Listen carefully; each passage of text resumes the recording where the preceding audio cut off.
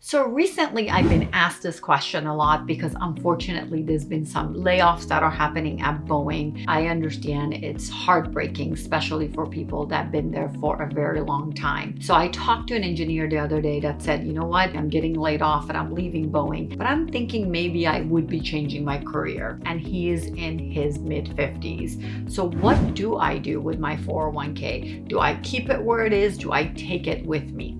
One of the things I always say is imagine if you are leaving your work and you have your personal items belonging to you on your desk. Will you leave that and say, I am gonna leave that there and see what happens, and then I'll go to my new job and forget about my personal stuff? No, what do? You grab a box and you put your personal belonging in there and you take it with you to your new job. So your 401k is the same thing. Just because you've been at Boeing for a long time and you've been investing there doesn't mean you should leave everything alone once you're gone, because the whole purpose is that you were there and you're watching what's going on and so forth.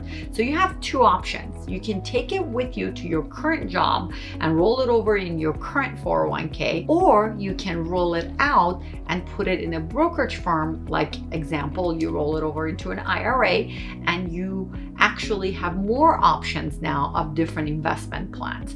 Now, which is best? It really depends on your situation. So if you are in that spot right now where you unfortunately have been laid off and you're debating all this is the time to give us a call. Let's take a look at your situation and see if it makes best sense for you to take it to your new job or for you to roll it out and what to do with it. Looking forward to talking with you soon.